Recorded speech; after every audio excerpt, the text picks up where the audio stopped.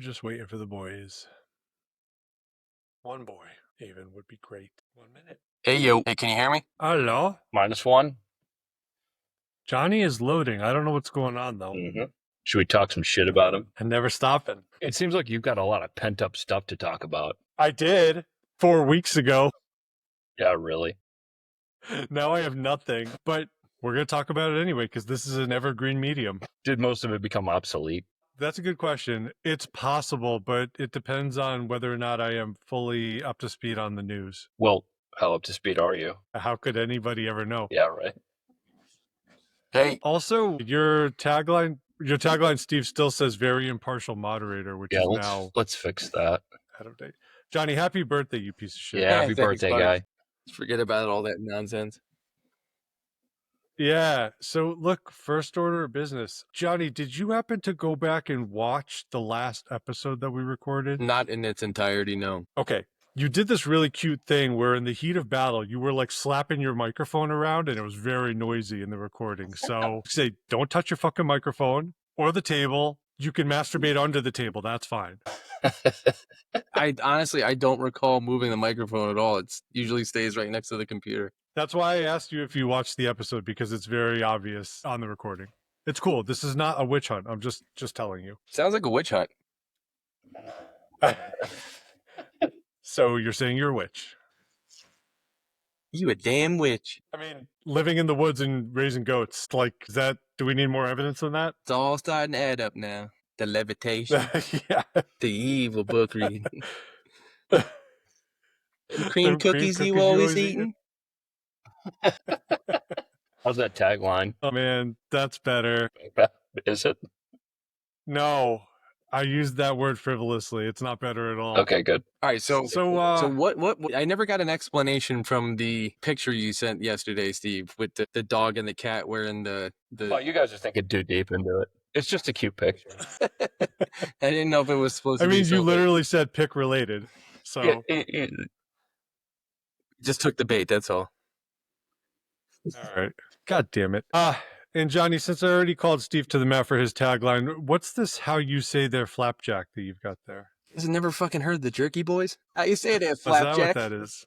How you doing there, sizzle chest? I've heard you make this reference before, but I feel like, I don't know, who did you do Jerky Boys with? It was Zach, must have been. No, it was Chris, Mike, and Nick.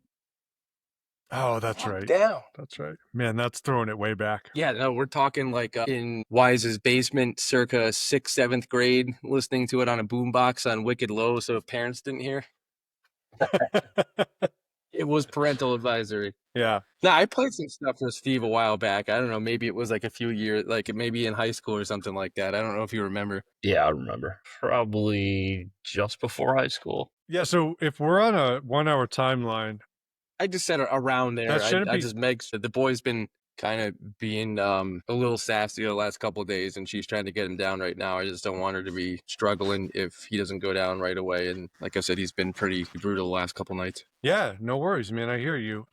All right. So with all that being said, I suppose we may as well jump right into it. We have been recording since all of you got on. So without further ado, why don't we introduce ourselves? Tell me who's on the podcast right now. What was the order that we were supposed to go in? You. So Me? I thought it was supposed to be Ben always first, going to be, and then me, and then Steve, or Steve and then me. at the beginning, it's going to be you, then Steve, then me. At the end, it's going to be you, then Steve, then me. There's so many rules. Right? All right. John Blaze, Yeah. John Howard, Matt John, birthday boy. Steve, scary insurrectionist. Scary insurrectionist, yes. And that's a little bit of a cheat for the later on part of the episode. But I am the half man, half shadow, formerly known as Ben Tomzak, a twisted creature now occupying the realms of light and darkness simultaneously, but belonging to neither. Chasing sleep and peace where I can find it a few hours at a time. And that's basically the existence that I am experiencing right now. Because it's been 3 weeks, a month since our last recording, and I don't know, nothing big happened in my life. How about you guys? Yeah, no, nothing really. Just bought a lever action. That's it. You did not. What'd you get? I did. You finally pulled the trigger, so I literally did. I got the 357 Magnum. Good choice. Good choice. Love it. It was on sale. It was $450, so I couldn't pass up the bargain. So Ben, did something happen to you, or yeah, Ben, what's I have going on nothing- with you? I have nothing as cool as that to report, so I'm not even going to bother. I'm sure there's been lever action like throw up going on right now, right? Yeah, man, I'm in the trenches, dude. You know, like 2 a.m. blowouts, the whole business. It's all there. So, well, actually, we just started solids this week, so that's actually new to report. Oh, it's huge. Yeah, saw the video. That was fun. Wait, what brand did you say? The 357 it's brand? a Rossi. Yeah, that's good.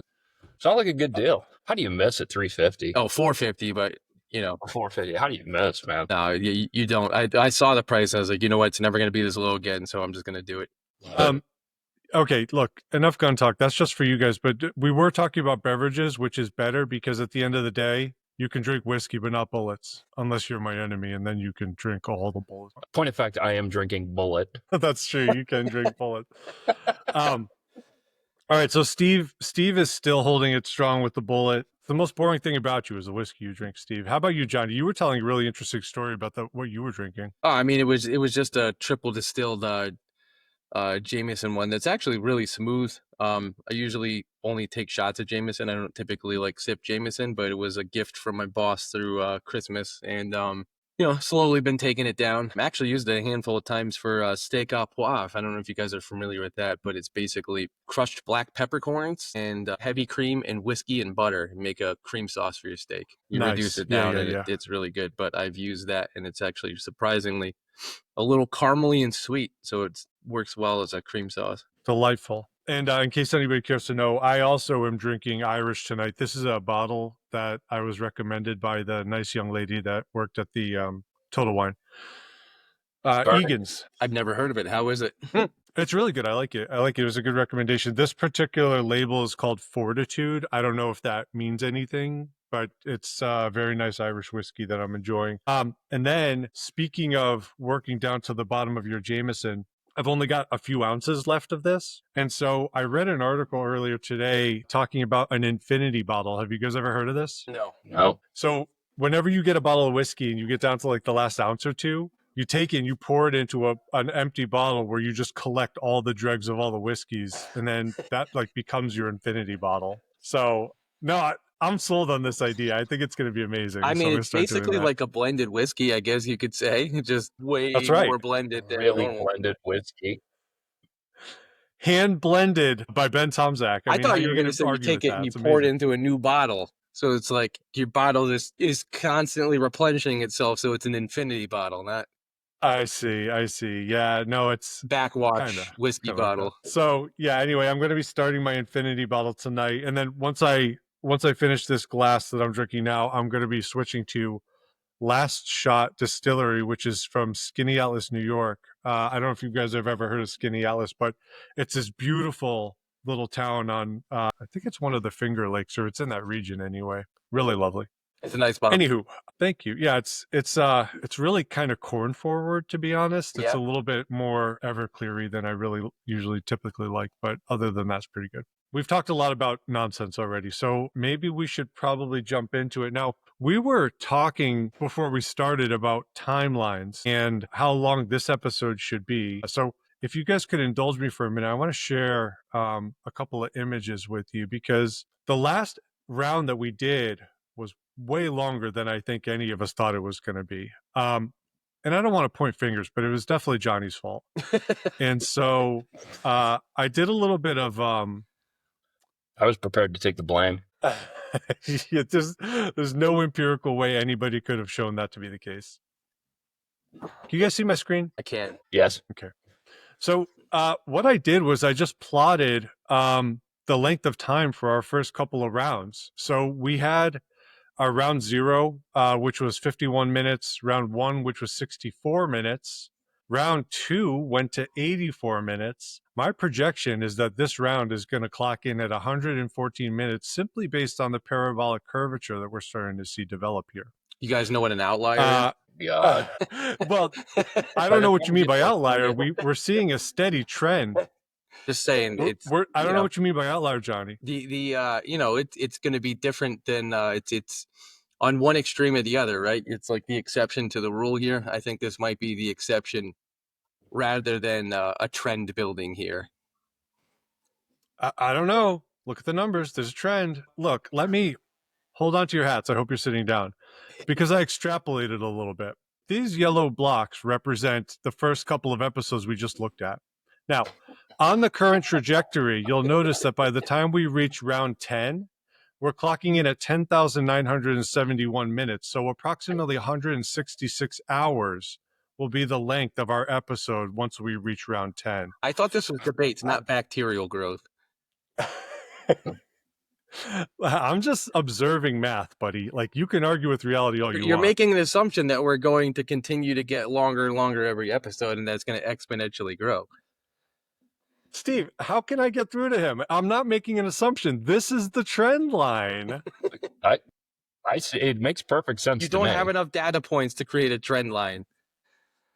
I don't agree. Johnny, good thing UPS is pretty liberal with their vacation time. That's all I can say.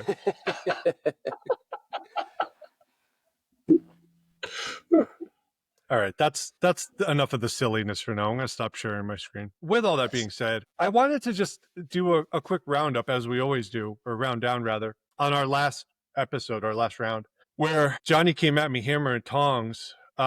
Johnny Blaze, Storm of Justice, living up to his name and turning statistics into a bunch of smack fist hits. The Storm of Social Justice. Yeah, okay. What was that? The Storm of Social Justice.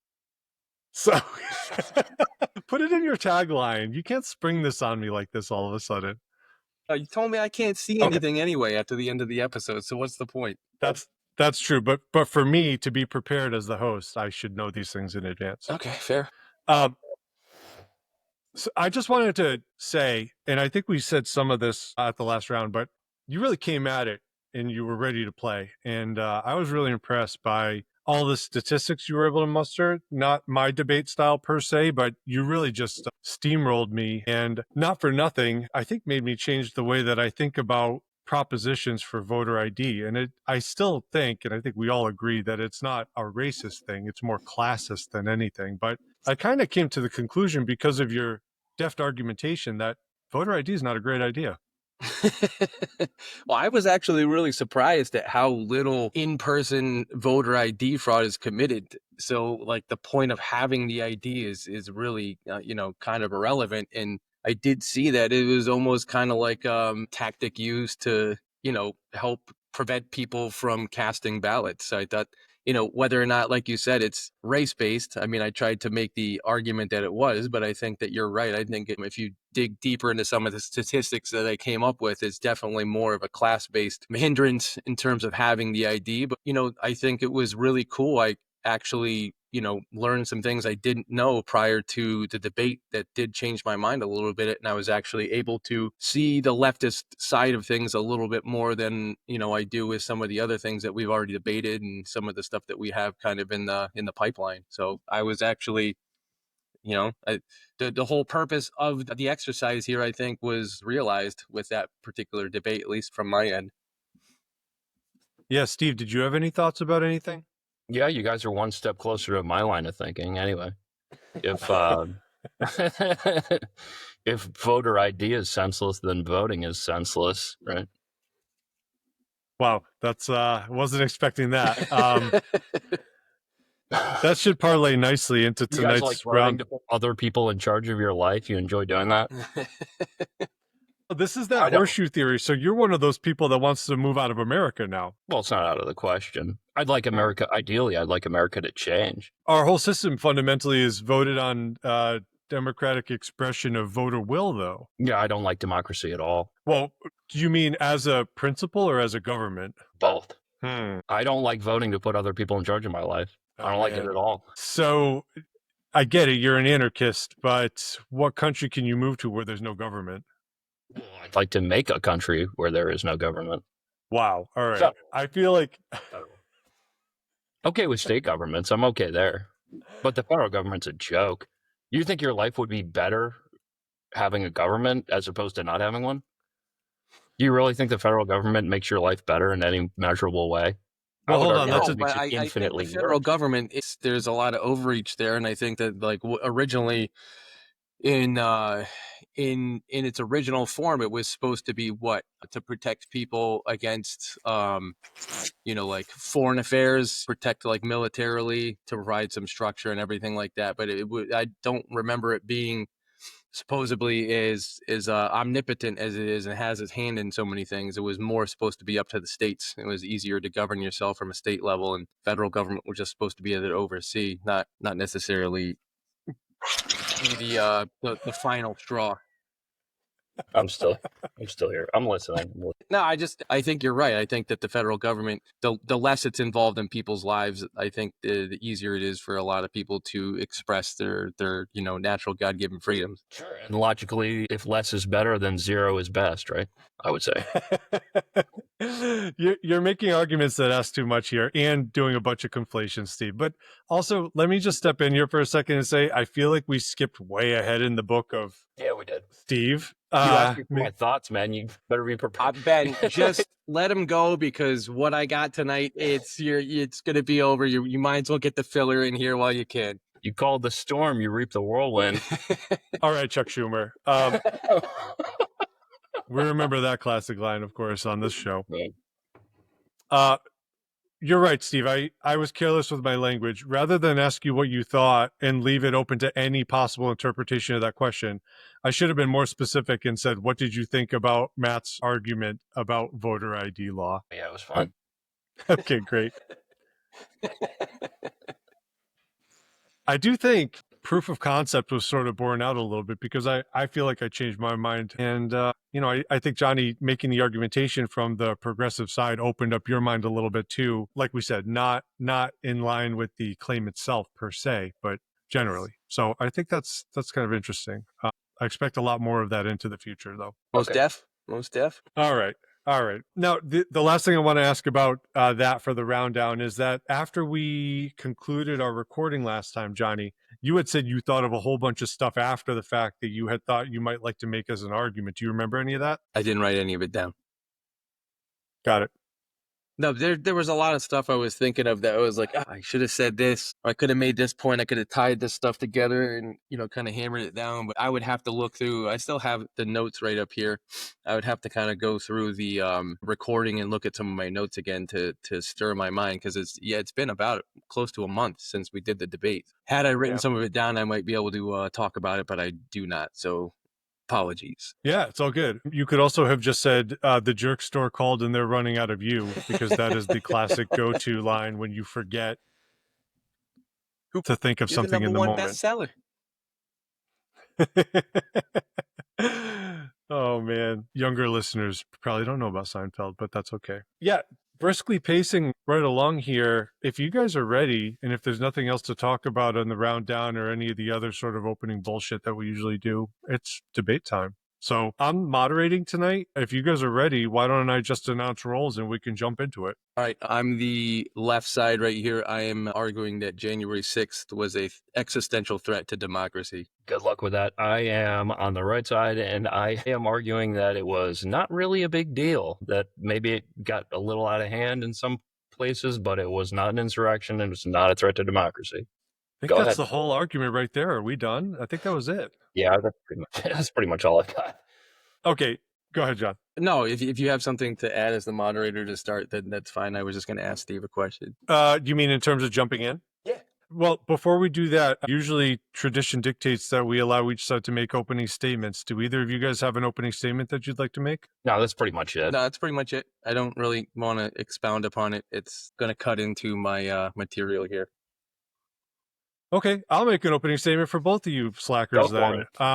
Mr. DA? I don't have anything prepared, but just by way of providing a little bit of context, it's kind of hard to believe that it was 4 years ago already. We're still talking about it. Yeah, it's fascinating. Yeah, no, well, we're all simulated brains loaded into a master computer. The world was destroyed on January 6th, actually. It's just that we've been launched into space on a single data server, and we're just hoping we land on a hospitable planet someday.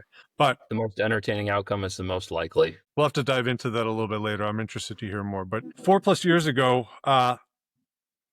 Donald Trump was doing a lot of tweeting, I think, and a bunch of people gathered at the Capitol for the electorate certification that was supposed to have peacefully transitioned power from one president to another, as typically happens every 4 years. There was a, what would we call it? A rally that sort of turned into a protest that sort of turned into a riot. There was a contingent that stormed the Capitol, although maybe we'll get into a little bit of how that played out. But long story short, the progressive side tended to argue that this was an existential threat to the very foundation of our democracy and democracy itself. Whereas the right kind of said, as Steve, you made the statement very nicely, that kind of NBD, here we are 4 years later. So with all that, that was just a quick refresher of what happened so that we can jump into the conversation.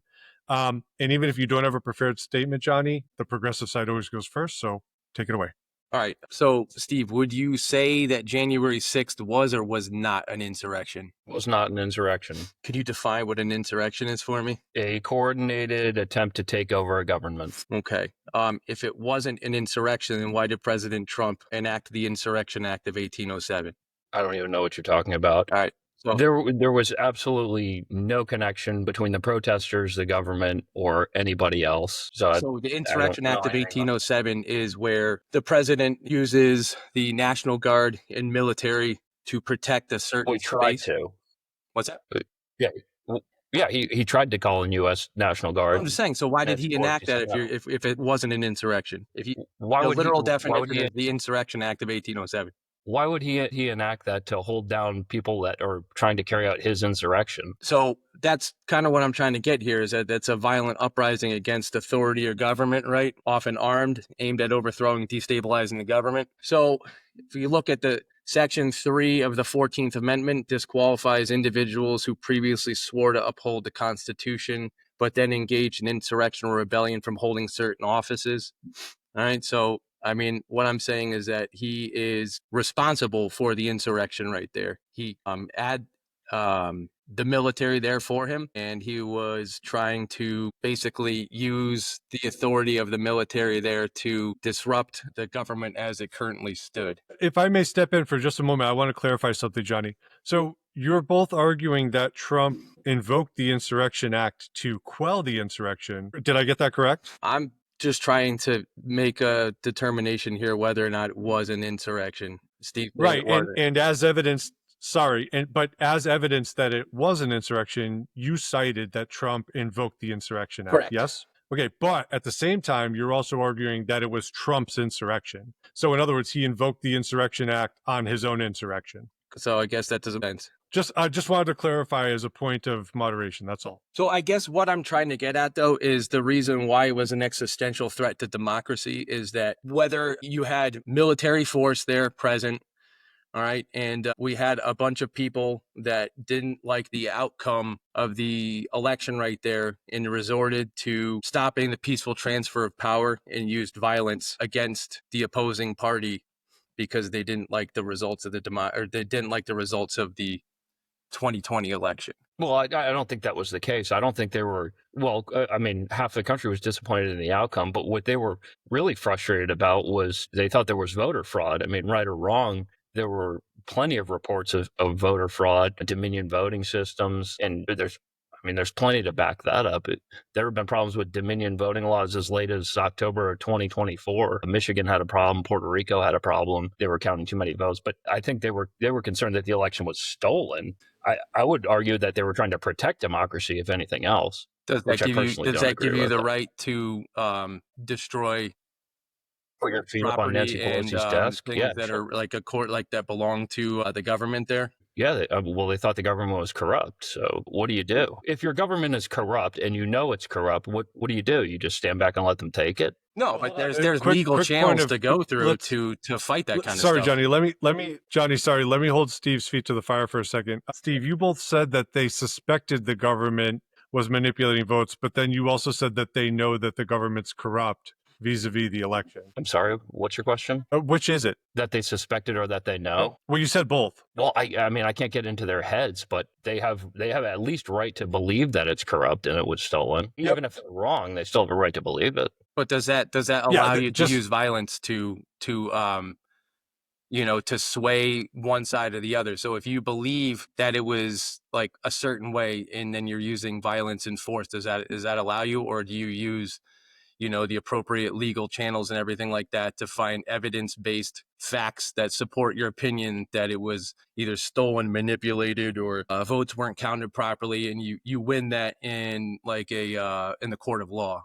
Does that allow you to use violence and force to allow you to exert your opinion? No, I'm not saying violence is right. Anybody that was violent should be held accountable, but that was the day of certification. It's all over there, and another part of the frustration was they didn't feel like it was being run through the courts. That they were being blown off left and right, and they were. I mean, there's probably no doubt about that, but possibly because they were wrong. But that I can still see the frustration. No, I can see the frustration. A bunch of people gathered outside the building. There was. I'm sorry, keep going. I mean, there were thousands of people there. Of course, some were going to get violent. It happens anywhere, right? Like, Kyle Rittenhouse took a random sample of a bunch of liberals and he found 2 pedophiles and a wife beater. So, I mean, there's going to be violent people in any sizable gathering, right? But the point is that if we can't have peaceful transfer of power, and we can't have, if we're supposed to use elections as a means to decide who is the next person to lead the country right there, when people don't like the result of it and they turn to violence, that's a threat to democracy right there. Well, there was a peaceful transfer of power. As a matter of fact, that day, everybody that ran out of the building screaming and crying because they thought they were going to get their lights punched out, and they were never in any real danger, but that's regardless. They reconvened that same day to certify the election. So there was a peaceful transfer of power. There was a loss of life. Let me just remind you guys that lost their life as a result of it. So I wouldn't say that. Let me just for a moment. Let me just cut in. Yeah, of course. Let me just cut in for a moment. The conversation topic is that the events on January 6th were a threat to democracy. So whether or not the certification ended up going through, I can threaten to punch you and then not punch you, but I still threaten to punch you, right? So, whoa, what do we got here? That's a violent insurrection.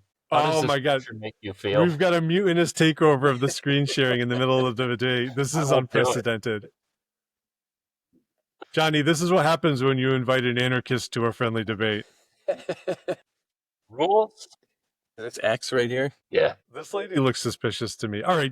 Okay. Point made. Let me ask you a question, Johnny. Hopefully this will facilitate the conversation a little bit. Part of the idea of the insurrection, I think, is that it was a coordinated effort. Okay. So do you have anything that you can bring to this discussion vis-a-vis how the gathering of people was gathered, how it was organized, whether direction was coming from the top or whether it was completely grassroots? Do you have anything about that? I mean, no, like I said, the only thing that I know was that, Trump talked about, peaceably protesting and everything like that. So, I mean, I don't know necessarily that he was the one that was responsible for the insurrection, but that things did get out of control, and there was some violence and things like that to a certain degree that happened. But as far as who was responsible, I don't think that it was necessarily coordinated. I think it was a bunch of people that were pissed off at the results of the election and vented their frustration the way that they felt like it was the best way that they could. Don't have any better answer for you. I'll accept that. That was definitely not the answer I expected, but we'll comment on that later. Guys, I don't know what's going on here, but my computer just keeps fucking freezing a lot. Well, that's what happens when you have chicken-powered internet, buddy. I don't even remember where we were. You said something about I kind of forgot where you were going with the question. No worries. I'm going to redo it, and then I'll edit this hopefully in post. So I asked Steve if he was familiar with the Weather Underground. Did you catch all that? No. Okay. Steve, you want to just do a reenactment of what we just did? Yeah, we might as well. Steve, Steve, let me ask you, just from the moderator's perspective, are you familiar with the Weather Underground and their activities from the late 60s to the 70s? Vaguely, yes. Okay. And if you have sort of a tertiary knowledge, you probably have heard that they bombed the Capitol building in the 70s, I think it was. Yeah, I remember. Okay, so we had a terrorist organization bombing the Capitol building for political purposes. This is an episode of explicit domestic terrorism. Can you differentiate those events from what happened on January 6th, just to bolster Johnny's argument a little bit? To be clear, are you arguing that they were insurrectionists, Weather Underground? Nowhere in the prompt for today's discussion does it say the word insurrection. It says January 6th was an existential threat to our democracy.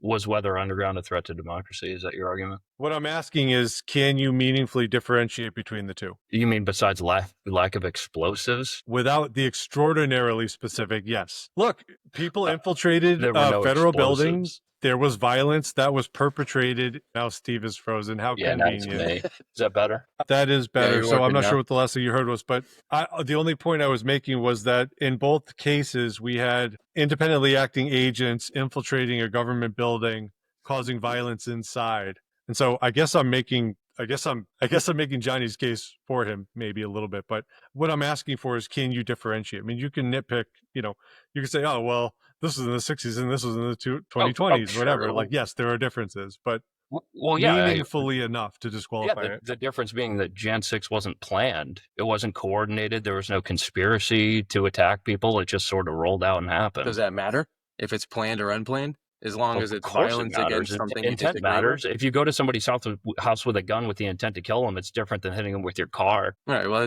that's I think a little like kind of a crazy analogy right there. But I'm saying is if it's you're disagreeing with the results of the election, and you're using violence as a means to express that dissatisfaction. I don't understand how that wouldn't be a threat to democracy right there, because if it's only like if it's only if you use the threat of force and violence to get the result that you want, I mean, that's not democracy. So I would say that's a threat to democracy if you have people, planned or unplanned, going in there and using force to alter the course of an election. Okay, so in your estimation, what was their plan as an outcome?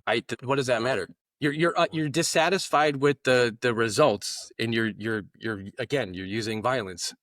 I'm assuming that they probably wanted to. I can't make that. I can't make that claim for them. I have no idea who they were, but I would assume if I was in that position where I was unsatisfied with the results of an election and somebody like a particular party won that I didn't like and I wanted my party to win, I would go in there and I would create chaos to try to alter the course of the election in some way. I would show my dissatisfaction. They weren't upset with the outcome. Like I said, they were upset that they thought it was voter fraud. They wanted it pushed back. They didn't want the electors to be confirmed that day. They wanted to get pushed back to the states to recount. I mean, that's not a threat to democracy. They want to make sure that the votes are accurate. I would say that's supporting democracy, if anything. Johnny, can I cut in here for a second? Yeah. I want to try and reiterate what I think you're saying, and you can tell me if you agree. Is that cool, John? Yeah. So it sounds to me like maybe from your perspective, Steve is being maybe too focused on the events themselves, the mechanics of what happened. But I think what you're saying is that the idea that a group of people could essentially take the power that's supposed to be invested in the voting public, take it into their own hands and do anything, doesn't matter what it was, but something in contravention of the established process that we use to transfer power. The idea of that is actually what represents the threat to democracy. Correct. Does that sound like you're exactly right. If you look at the definition of insurrection, is a violent uprising against an authority or government, often armed and aimed at overthrowing or destabilizing the government. That's an insurrection. Insurrection, I would say, is a threat to democracy right there. If you're trying to overthrow or destabilize the current government, you're trying to alter the government in some way.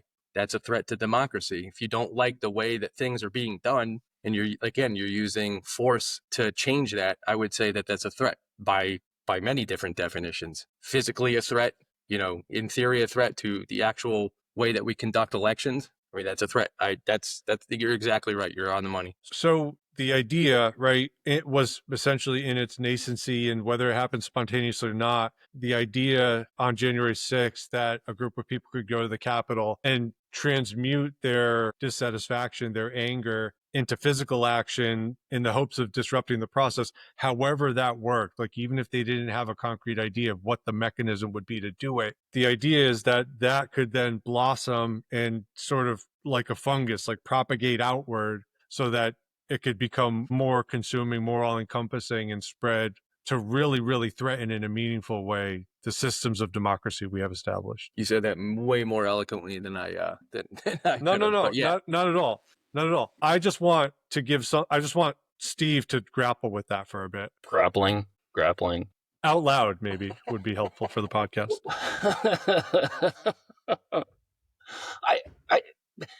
I'm still not seeing what you think the outcome. If it's a threat to democracy, then they were trying to overthrow government. Is that correct? I mean, that's what an insurrection is. Yes. Okay. Yeah. So Steve, sorry, I was being vague, but maybe you can address. It seems like you're taking issue with the fact that the insurrection, if we want to call it that, really wasn't centrally planned in any real way. They didn't have a concrete goal in mind. Correct. But is there any way that there still could have been some kind of threat all rolled up in that in any way, shape, or form? Some phantom threat behind the scenes that nobody's bothered to uncover or heard about? Yeah, I guess that's a possibility. What do you mean by that? Could you expound on that a little bit? I don't know what you mean by that. So you're talking about overthrowing the most powerful government that's ever existed in human history, and they did it without guns? I mean, what was the plan here? The guy in the Viking hat was going to become the Speaker of the House? So you're saying that in order for something to be a threat or to be taken seriously as a threat, there has to be some there needs to be some minimum threshold. There has to be some. One person banging on windows is not a threat to democracy, right? Even 500 people banging on windows is not a threat to democracy. There was no coordination here. They had no weapons. I mean, you're talking about the most armed population on the planet per capita, and they had no weapons. They're going to overtake the most powerful government in human history without weapons. That's fascinating, and without any political oversight. I mean, where was the political oversight? Where was the military on their side? Where was the police force? So, Steve, what would happen? What would happen if the people that were occupying the building continued to occupy the building, and more people ended up like seeing that, and then as a result of that, ended up, becoming violent, and they're like saying that, well, these guys are, they're standing up to the government, and something happens to that. How are you to say that like a couple hundred people that aren't armed can't make a difference in terms of, changing or altering the course of some kind of like political election or something like that? Not that that's what happened, but I'm saying the amount of people is really irrelevant. It's the fact that it's being seen and televised, and that's well, sure. But what we're arguing here is that day in specific was a threat to democracy, and that didn't happen, right? I mean, that's the point. It didn't. All right. Hello? Anyone can answer. Steve, so just to bring it back to something we talked about a little earlier, would you agree that a bombing of the Capitol building was in some sense a threat to democracy? No, I don't think that threatens democracy. I think it's terrorism, but I don't think it's a threat to democracy. It doesn't impede anyone's ability to vote or. Is terrorism not a threat to democracy? No, terrorism's terrorism, and it's horrible, but it's not a threat to democracy. Did it stop anyone from voting or being elected? I mean, murder could do that. I think murder's more of a threat to democracy than anything else. To say that it didn't happen isn't the same thing as that it could have happened if it was on a larger scale. I think that's it doesn't matter. Theoretically, people entering a building could be a threat to democracy, but this wasn't. All right, but that's what I'm saying, is that it challenged our notion of what it's like to go into and accept the results of an election there. So if we say that it was a legitimate election, whether or not you say it was, I'm saying that people went in and used threat of violence and force to, enter into a federal building right there and, tried to stop the peaceful transfer of power there. You made a bunch of taxpayers entering a building that they pay for? Yeah, okay. That's one take. Well, I mean, like, we're still not allowed to go into the Oval Office, president's bedroom. You should be. That's not the question. Understanding, but you should be. So my thing is, what would happen if this happened again and happened on a larger scale right there? I know that it didn't happen. You can say that it didn't happen. We're all good. But how is that not potentially a seed for future elections where people are dissatisfied and they can come in larger organized forces and things like that and sway the outcome of a political election because they just don't like the way that it came out? So it didn't happen. But what happens when it does, though? I mean, this is. Sure, they could, and that might be an insurrection. I mean, just because you go 65 miles an hour in a 50-mile-an-hour zone doesn't mean you're going to go 100 tomorrow. But I'm saying is that, so this potentially could be a threat because people see this as a viable solution to not getting the outcomes that they want. That's a threat to democracy right there. Well, again, they weren't trying to overturn the election and immediately have someone else put into power. They wanted the votes recounted and they weren't getting it. That's all. They wanted the votes recounted and no one was doing it. Well, I mean, I guess if you're against recounts, that's a threat to democracy. There was multiple elections, like multiple states being recounted, and looking at the results of those in court prior to the inauguration right there, showing that there was no voter fraud right there. That was actually held up in a court of law, and there was not enough evidence showing that there was. And they didn't believe it. Whether they're right or wrong, they didn't believe it. So if I just don't believe something, whether it's right or wrong, it allows me to go use force? Like what kind of force? Being led into the building by Capitol Police? Okay, but there was lives being taken right there. Whether or not it's 1 or it's 100, it's irrelevant. That's enough threat of force and violence. Somebody died as a result of them entering the Capitol. Okay, easy. A guy had a stroke like 2 days later. That's not the only person that died. About Ashley Babbitt. Yeah, it was Ashley Babbitt. Ashley Babbitt died. There was a Capitol Police officer died of a stroke like a day later or something. Right, but 1 life or 1,000 lives doesn't matter. Life was lost as a result of people entering in there, and that's all I'm saying is that they didn't like the way that it came out, and they used force. A result of the Capitol Police overreacting, yeah. Okay. So, Johnny, in fairness, let me turn something around on you that I asked Steve earlier, which is that I want to go back to the Weather Underground, because I think that serves as a reasonable analogy to J6 in some senses. The fact that in the 70s, granted, security was much more lax back then. Like, we didn't really have a concept of these sort of threats being pervasive, even to the extent that we didn't really have security to prevent it. But fact of the matter, a bomb was planted inside the Capitol building. It exploded. Nobody died, but there was, millions of dollars of damage, hundreds of thousands, excuse me. And the fact of the matter is that somebody could have died. It was in a government building. It is possible that it could have had a much more wide-reaching effect. So in that context, where, 40 years later, everything's hunky-dory, we're still, working through our processes the way that the founders intended, essentially. We have been having successive presidencies, year on year, transition peacefully and successfully. If an actual bomb placed in the Capitol building didn't really truly threaten democracy in the way that I think Steve is trying to make the point, if there's no potency behind it to actually make a fundamental change to something, how can we say that J6 did when a bombing didn't? Okay, so like Steve said, the bomb, that's terrorism, right? And if we're talking about like what was the motivation for the bombing with the Weather Underground? It was intrinsic to the Vietnam War. I think they were protesting the invasion of Laos by American forces, and probably some other things. I think that's a little bit different than protesting the results of a presidential election, is it not? Tell me more. Well, if you're setting off a bomb because you disagree with, foreign policy, I think that's a little bit different than disagreeing with the way the outcome of a presidential election and then deciding to storm, a Capitol building as a result of it. I mean, I don't see how the two are comparable in terms of like, the thing is that you can downplay what happened that day as much as you want. It sows the seed for future elections to say that when I don't get the outcome that I want, I can use force to get what I want or to try to get what I want to change the outcome. That's the point. That's the actual threat to democracy. So you can say whatever happened was on actual date itself was, minuscule. But I'm saying is that it's televised live to show people that if you don't get what you want in future elections, then you can go and do that. And what happens if it is done on a larger, more planned scale and you can overthrow the government legitimately? You can say that there was no guns and nobody had anything, but what happens when they do and when people plan and they do that?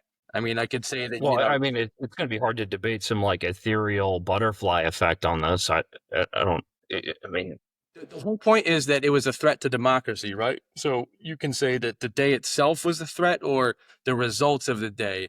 And I can say that, if you set a precedent, right, then that can determine future outcomes right there. That's all I'm trying to say is that the whole argument here is that it was an existential threat to democracy. And all I'm saying is that if we can go and use force to get what we want when we don't like the outcome of something, then that's a threat. We're not following the process right there. And that's the way that the forefathers intended to be, was to use elections. And you're going to have elections that you win and you're happy, and you're going to have elections that you lose and you're not. But that doesn't give you the right to go and, try to, alter the course of the election. Gentlemen, we're at 30 minutes, and I think that's a pretty good place to conclude. But with that being said, Steve, I want to give you an opportunity to just make a closing statement. And then Johnny, as is tradition, you can close us out from the progressive side if you want. Sure, that's fine. I mean, I think we pretty much said all that needs to be said. I mean, I would just like to add that not a single person was charged with treason or sedition. So it's kind of strange that they'd be part of this massive insurrection. Nobody would be charged for it. They were thrown in jail for a number of other things. So I don't think anybody's arguing that somebody got away with this and that it's fine to just go and destroy federal property, which maybe it should be, but that's just me. At worst, it was a riot that got out of hand. I mean, at best, it was a bunch of old ladies waving flags. They were upset about voter ID laws. They were upset about ballot drop boxes. They were upset about Dominion voting systems. They thought it was rigged. They wanted a recount. They were trying to protect democracy, best I can tell. And I wasn't there, and I'd never admit it if I was. That's all I've got. Thank you, Steve. I don't have anything else to add that I haven't said already. All right, gentlemen. Very good. That was a tough one. I think we knew going into it that was going to be a little more challenging than some of the other ones we've done. Dude, I got to be honest with you. I fucking hated the prep for this one. You caught the short straw. Sorry. I didn't want to say anything before, but... Oh, Johnny's so upset that he froze again. Oh, man. What do you think, man? What's that? You did pretty good. You did really well. You're a natural. You talking to Johnny? No, you. He's frozen. Oh, well, thanks. Yeah, I didn't know if maybe you could see him unfrozen or not, but no. Yeah, I mean, that was my first John as moderator, and I think I interjected. Oh, no, he dropped off entirely. That's right. He's coming back. There he is. Thrown off. I don't know what the hell is going on tonight. John boy. Steve and I were just doing a little bit of a debrief, but Steve had said you got the short end of the stick on having drawn the pro-progressive side of this argument. Yeah, it's a tough situation. I'm sorry. I hated the prep for this year. I hate it. I was dreading doing this because I knew that I was sending messages all day. There's nothing out there but hearsay and conjecture. So how do you not make just the argument based off of like a what if scenario? Do you know what I mean? I don't know how you make the threat for it or the case for it being an existential threat if it's not like setting a precedent for future actions that are acceptable. I don't understand how you guys might have another angle you would have worked, but I was coming up very dry in the well for this one. This was tough. I think that's about as good as I could have done, to be honest with you. Yeah, I agree. Maybe better than I could have done. Yeah, Johnny, I think as usual you came to ball and you did a great job. Steve, you did a great job, but obviously you did a great job because I'm right.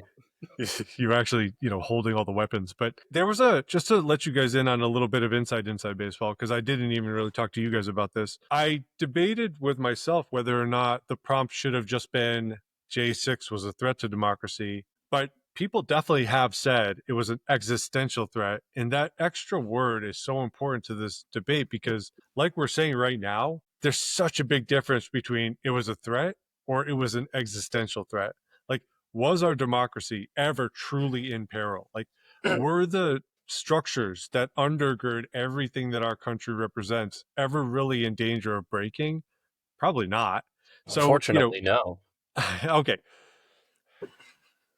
Let me take a tangent from a tangent. Johnny, you surprised me when you sort of like softly defended Trump as like not the ringleader of J6, right?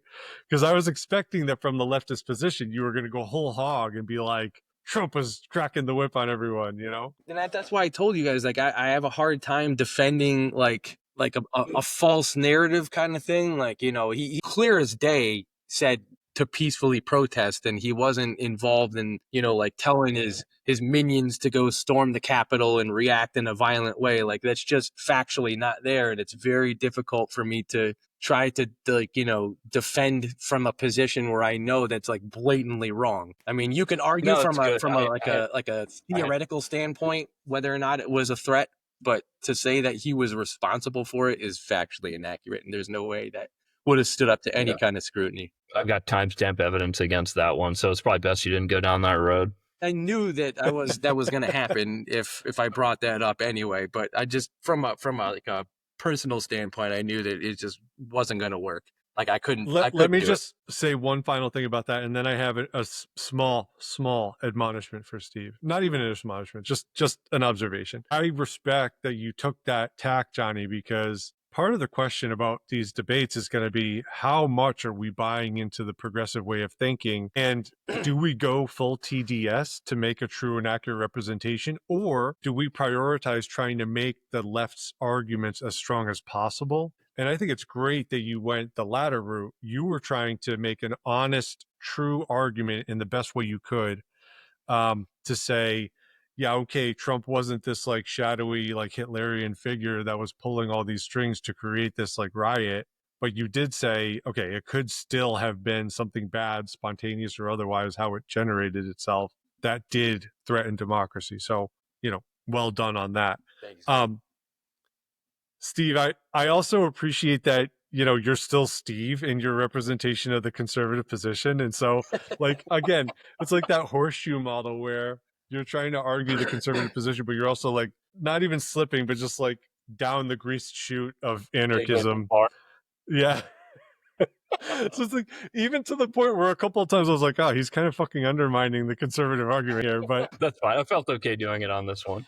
I liked it. I think it was amusing as hell. So hopefully the audience appreciates it. He's unabashedly Steve, which I can respect that. He's going to be himself whenever possible. I think eventually it's just a matter of time, but eventually we're going to rename this the Steve Maximizer podcast.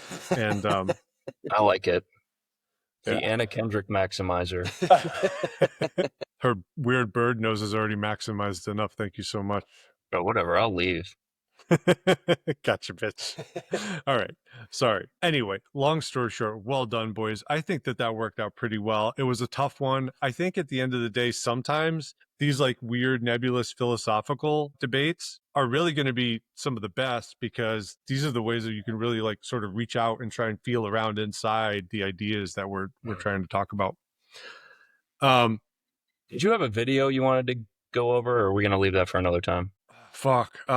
We are, like, weird internet glitch shit aside, coming up on an hour. So I can show you guys the video. It's got some nudity in it, so I'm not actually sure what the repercussions are going to be for posting it on YouTube. I guess I could try and edit it for later.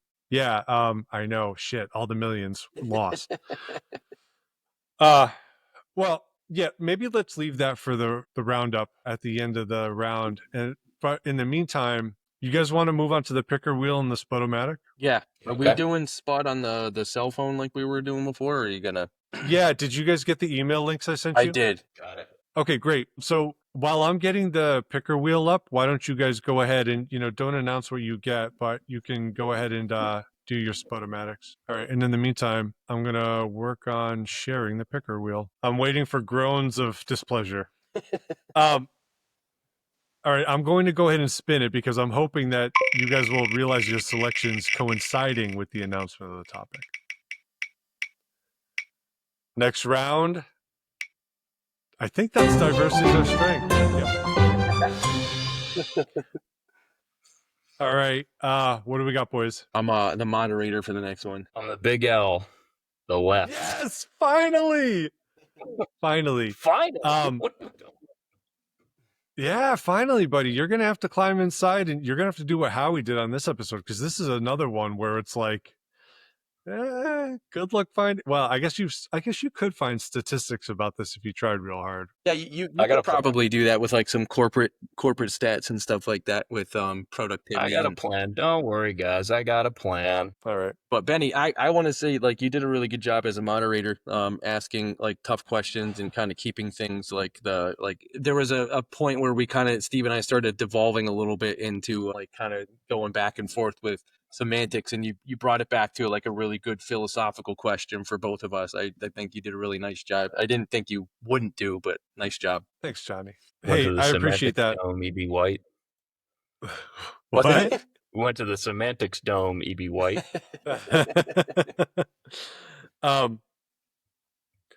Yeah, thank you, Johnny. I appreciate that. Although it may have seemed like it was sort of well-intentioned moderating, it was really just because I hate not being in the spotlight and you guys were talking too much, so I wanted to interject myself.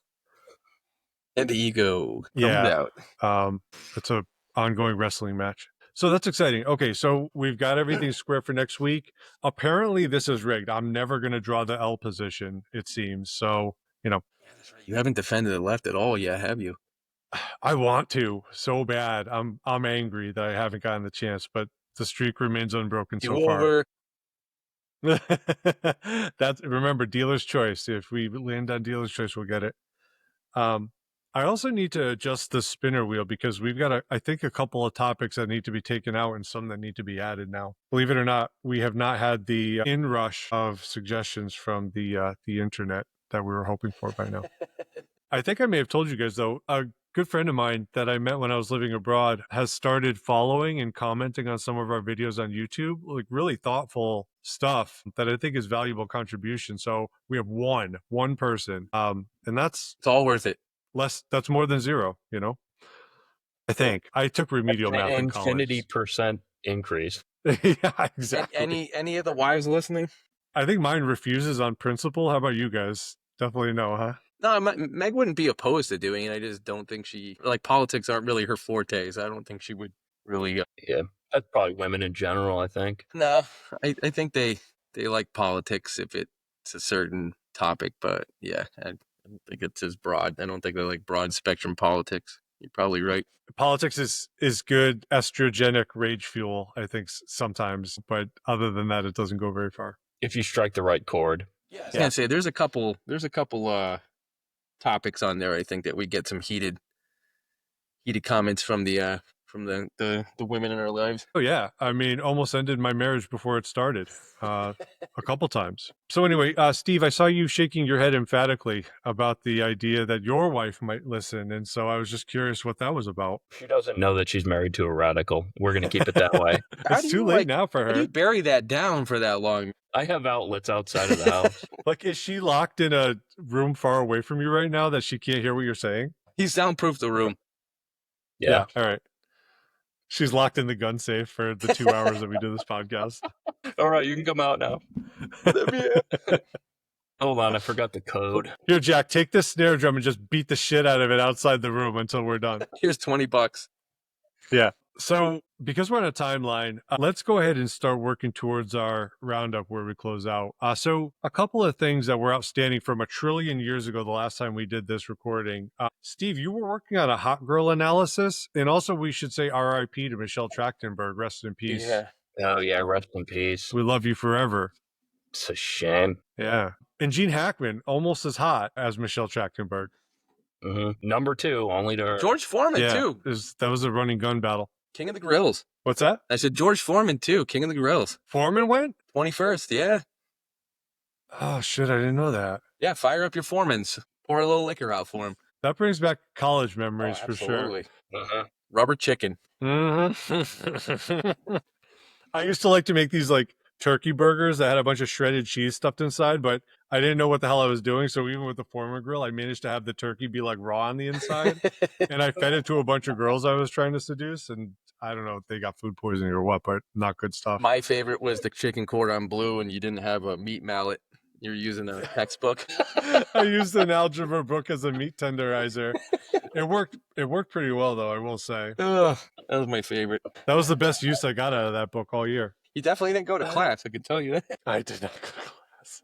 Posted up some serious Diablo 2 stats. Yeah, it's actually a miracle that I ended up graduating because of the weird, like, hinky cloak and dagger shit that I pulled to get past remedial math that year. But anyway, that's a story for a different day. Steve, do you have the hot girl analysis? No, it was so I forgot I was even working on that. It's been so love it. Solid roundup. Johnny, do you have anything that you want to talk about? Because I have a couple of local stories. No, I wish that I did. Just been buying guns and watching manga. Well, let's make a distinction. Manga is the comic book form of Japanese animation. I think you're saying you watch anime. It says it's manga right on the title of it. What is it? It's Kenga Ashura. Oh, Kengan Ashura, the boxing, the fighting one. Yeah. Manga is strictly the comic books. Oh, because I was reading that it's the animated form of the comic book adaptation. Yeah. Okay, fair enough. Is it manga? I don't know. That could be true. All right, I'm done Japan nerding on you guys. So, did you guys hear about Chappie the Seal? No. This story is adorable. I'm going to do another screen share for you guys real quick so that I can tell you a little bit about this sordid tale. Are you ready for one of the cutest things, certainly that you've probably seen today anyway? I'm always ready for the cutest thing I've seen. Look at this little guy right here. So Now, what does he let do? me ask you a question. Let me ask you a question about this seal. Uh-huh. Does this look like his natural habitat? It does not. This guy was found wandering the streets of New Haven, which for people who are not familiar with Connecticut geography is not per se a city that's like right close to access to the water. It is technically a coastal city, I guess, but this guy wasn't near the water at all. And so somehow he managed to like flip flap his way toward one of the many world famous pizza places that New Haven boasts. Frank Pepe? Yeah, I don't know if it was Frank's or Sally's or Modern or whatever, but the best going theory is that he was trying to get some of that Neapolitana pizza that everybody loves so much. Good. The thin crust, the tangy sauce, it's the best. Kristen and I had a visit with a doctor. I think she was the one that presided over our anatomy ultrasound during the pregnancy. Where the hell was she from? I don't remember where she was from, but she moved to Connecticut from somewhere without having understood that New Haven has the best pizza in the country and perhaps the world. And I told Kristen immediately, I don't trust anything she said. She's not a good doctor. She should have her licenses revoked post haste. It's very prudent of you. Did you promptly get her medical license removed? I went to Nolo Pizza. I bought a slice. I went back to the anatomy lab and I slapped her in the face with it. And then she was forced to admit how delicious it was. She understood? Yeah. So this little guy was rescued from the streets of New Haven. They named him Chappie. And he became like a little bit of a local celebrity. But they transported him to Mystic Aquarium where they tried to rehabilitate him. And he died of indigestion. Like he had stomach problems. Isn't that terrible? It is terrible. It's a horrible way to go. So hopefully that doesn't bring everybody down too much, but I just thought it would be nice to see that face because he's awfully cute, and we all had a good time thinking about him for a couple of weeks until he died ignominiously. Was it just really like sad? Did he pop up just recently? Yeah, this was over the last month, and then he died a couple of weeks ago. Like I said, I've been sitting on all this because we've like had to keep delaying our podcast. I'm sorry. No. I mean, I had a kid, so like it wasn't just you, buddy. But anyway, I was saying to Steve before you joined, Howie, technically this podcast is evergreen. So if somebody's listening to this in the future, they have no fucking idea what day it is that we're talking about this story that happened 3 weeks ago. So it's all good. The only last thing that I wanted to touch on was a little bit of national politics news. So, you know, as we were prepping for this episode, Trump's address to Congress happened. This is you guys talking about anime. I did not give permission for this image of me to be used and broadcast publicly. Take that down right now. I will not. Also, that's a really cute Japanese girl animated.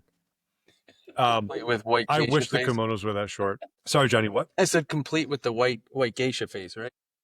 Yeah, exactly. Yeah, that's true. Nobody ever talks about Japanese whiteface, but that's a thing that happens. I'm offended. Your culture is not their costume kind of thing? Yeah, absolutely. Yeah. I'm not just a costume you can wear. So now that we've talked about Chappie, this is ancient news at this point, but I was just wondering if you guys had any thoughts about the address to Congress, because it was full of some really hot moments. I mean, honestly, it's nothing that surprised me. I mean, they're just feel like the Democrats Trump could cure cancer and they would find some kind of flaw in the way he cured it or the manner of distribution of the cure, and they'll find a way to negatively spin it. Like there's just nothing the guy can do that's going to ever be good. And I just seeing them like sit down and not acknowledge it, and the whole thing with the kid that had like Trump made like a honorary police officer had brain cancer. They didn't stand up. Like that should have like people. I don't care who you are, what your political belief is. Someone like a kid with brain cancer that fights and survives and gets like, you know, sworn in as an honorary officer. Like that's a heartwarming moment. You know what I mean? To sit down there and do nothing, to not clap, to not have any emotion whatsoever. That to me just speaks volumes about like their character. So, I mean, it doesn't surprise me. I agree with all of that, except to say that if Trump cured cancer, they wouldn't find fault with the way he did it. They would become pro-cancer. No, you're right. You're right. Yeah. Yeah, you're right. Steve, how about you? Yeah, well, I mean, that's part of the problem with this country, right? Everyone's brave enough to hate the rich, but are you brave enough to hate poor black kids with cancer? Brain I cancer, don't think any of nonetheless. us are. We found the one thing the Democrats are really brave about, I guess. I don't know. Whoever told them that was a good idea needs to be fired and quartered. I think that's why I heard today that there's a Quinnipiac poll out where the Democrat Party is 20% unfavorable across That all of was Americans. 27%. Last I heard was their favorability rating. That's a different. I heard that one too, but now it's at 21. Wow. It's a tough situation. Dude, you know what? They're trying to make AOC the front runner for 2028. I mean, that's scary to me. Well, the crazy thing is she's not radical enough anymore. Dude, even she's not radical enough anymore. Her ideas they're scary. But that's what I'm saying. Somebody else that's more radical than AOC is now going to be the top for the next face of the party. I mean, how do you go further left without eventually becoming right? Jasmine Crockett. Oh, that's an interesting twist on the question. But I mean, you go far enough around, you end up, like you're at the other side. You become Steve Glynn. Yeah, exactly. Yeah, I mean, I don't know if it's going to be her. I'm seeing Gavin Newsom try to rebrand himself. I think he's trying to do that for 100%, but I don't think it's going to be genuine enough for most people to buy it. I mean, he is a snake, but I don't think that total snake. I don't think he's going to be able to do it at a national level. I think he could probably convince people from California to accept some of the rebrand right there, but I don't think Middle America and a lot of the swing states and things like that would be willing to buy his stuff. I don't know. I don't think you're appreciating how superficial a lot of people are in this country. Look, I disagree with him on a lot of stuff, but he's funny, he's well spoken, he's a handsome guy, he's tall, he's a great public speaker. I think he stands a really good chance. I think Taylor Swift is the next Democrat candidate for president, personally. You say that, man. Remember in what was it in Idiocracy? What was the guy the what was it? Cheeseburger Eddie ended up becoming freaking president in that. President Camacho. Yeah. Not that I respect a lot of Trump's policies and initiatives and the way he thinks about what America should be, but he is, this is such a caricature from the left, but he really kind of is like the first President Camacho president from Idiocracy, I think, or at least the precursor. In the same way that Zelensky is, right? Like they elected a comedian to president of Ukraine. So it's like, that's the era we're in now. I just read something today that he's backing out of the peace agreements. I haven't really read a whole lot more about it, but have you guys heard anything about that? No surprise. No, I mean there's no money in peace, right? Uh-huh. This is a you didn't even know you were going to do this, Johnny, but that's a perfect segue to the other thing I want to talk about. Any final thoughts on the congressional address? Again, I know it was 3 weeks ago or whatever, but no, like I said before, I think that's just everything that I thought that they were. You can see it live for yourself. Setting aside how the Dems reacted or comported themselves, like Trump absolutely killed that address, right? Absolutely. Is that the consensus on this show? Yeah. Yeah, you did a pretty good job. Yeah, like I sort of tend to be, this is an idea that is better expressed by Ben Shapiro, but the presidential addresses to Congress or like the State of the Union or whatever, like are really monarchic and kind of gross in a way. But I just enjoyed watching the entire Trump address to Congress. So that was refreshing. Speaking of Zelensky and peace talks, one other piece of news that we had talked about in our group chat was sort of the Trump and Vance shutdown of the Zelensky conference at the White House. And so, again, I know this is ancient history at this point, but I threw together a couple of ideas based on a little research I did because, before we got to the point we're at now, which seems to be back to that point now with everything having been done. I was trying to really pick apart what happened. And there were a lot of people that thought Zelensky was rude.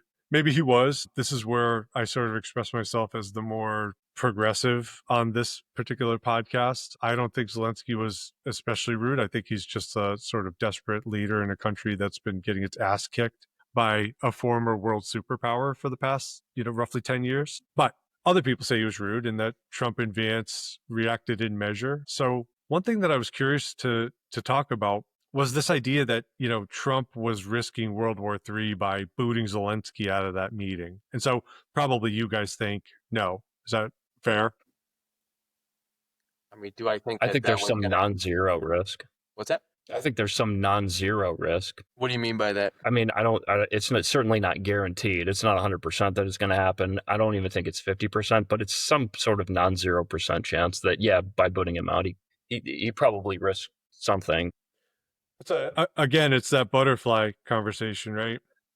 Yeah. I just think that you know, Trump's, if he's going to cut off the funding and everything like that, he knows that, you know, Europe's not strong enough to give, you know, put boots on the ground to assist Ukraine, and there's not enough money to help, you know, supply weapons and munitions and you know, to back them financially, you know what I mean? So do you see Russia and Russia's allies as like seeing that as an opportunity to, you know, encroach on more territory like that? I see as a potential thing happening as a result of like the U.S. even just pulling, you know, funding out. And I mean, because if you think about it, I think Ukraine's been doing a decent job putting up a fight, considering the lack of troops and you know, military support from other nations and things like that. But once you pull that out of the equation, right there, you know what I mean. That sees, I think, other countries that are allied with Russia can see that as a weakness, and that could escalate military involvement in different places. So, I mean, I don't necessarily think it's going to be World War III, but I think that you might see some pieces on the board start moving. Yeah. One of the things that I think a lot of people were saying was that, you know, Trump threw a fit, or that he, you know, his ego got the better of him. And so he just reacted in a childish way. And so I started thinking about the motivations. And so I put together this little slideshow I wanted to share with you guys. Can you guys see this? I can. Yeah. So I'm just going to go into the presenter view. So the slide should be taking up the whole screen. Is that the case? Just about. Yeah. So the name of the presentation I put together is "Did Trump Risk World War III?" And the answer is no, idiot. It was Chris Murphy, who, if you don't know, is a real piece of shit senator from Connecticut. And so I created this flow chart. And the question I was wanting to answer for myself is, did Chris Murphy try to sabotage peace talks? Because this is a story. I don't know. Have you guys heard anything about this? Yes. All right. So Steve's in the know, but let me catch you up, Johnny. On Friday, February 28th, basically Zelensky was ready to sign the minerals agreement with Trump. This is based on, I knew that. you know, yeah. So this is based on reporting, I think, from publications such as the New York Times, if I'm not mistaken. But a number of the AP, for example, you know, they all had reporting to this effect. And so what's interesting is that the morning before the conference with Trump and Vance in the Oval Office, Zelensky met with Chris Murphy and other Democrats. And Murphy himself put out an X, or whatever they call tweets now, saying, "Just finished a meeting with President Zelensky here in Washington." It's notable that he spelled Zelensky wrong in his post, but then he said, he confirmed that the Ukrainian people will not support a fake peace agreement where Putin gets everything he wants and there are no security arrangements for Ukraine. And so this is from an ex post by Murphy around 11:15 a.m. the same day he went into the Oval Office. So I want to draw your guys' attention to a couple of things. The bolding and the underlining I added to emphasize a couple of things. Confirmed is an interesting word, because does that mean that Murphy proposed this idea to Zelensky that he shouldn't accept, quote, a fake peace agreement, or that Putin should get everything he wants and that Ukraine should get nothing? Did Murphy propose that and then confirm it with Zelensky? Or does he confirmed it mean that Zelensky already had these ideas himself? So the question is, did Murphy sabotage the peace talks? And so if we say yes, that means Murphy coached Zelensky to blow up the meeting. But if we say no, Zelensky already determined to reject the deal, then, you know, some of the burden is shifted off of Chris Murphy. But either way, he was still reinforcing the idea that Zelensky should reject Trump's calls for peace. By the way, if Murphy or any politician is serious about preventing ongoing war, escalating conflict, and eventually World War III, if we want to get really, you know, pessimistic about it, you really wouldn't bandy about language like fake peace agreement, or Putin gets everything he wants, or no security arrangements for Ukraine, right? So anyway, we're left with yes or no. Did Murphy or did Murphy not? And the only conclusion I was really able to reach is that Chris Murphy is a giant purple dildo wearing a toupee. Do you guys have anything to add to that? Because I think the terminus of the argument is there. And I'd be interested to hear your thoughts. But at the end of the day, whether or not you agree with my analysis or not, this is also really compelling evidence that I found as well. It's very compelling. I mean, tell me the difference between the two pictures. What two pictures? I only see one picture twice. I defy anybody to tell me the difference. So anyway, thoughts? Do you guys? What do you think? Is the analysis pretty spot on? Pretty spot on. Yeah, like I said, dildo's gonna dildo. Dildo's gonna dildo. This picture alone is enough to make me want to run screaming out of Connecticut. Anyway, we don't need to look at that face any longer. We've got an episode here to put in the can. Unless you guys have anything else you wanted to add. No, I just thought it was funny. Have you guys been keeping up on any of the Tesla attacks? I'm glad you brought that up. I definitely wanted to touch on that, Steve. I bet you've got some opinions. Yeah.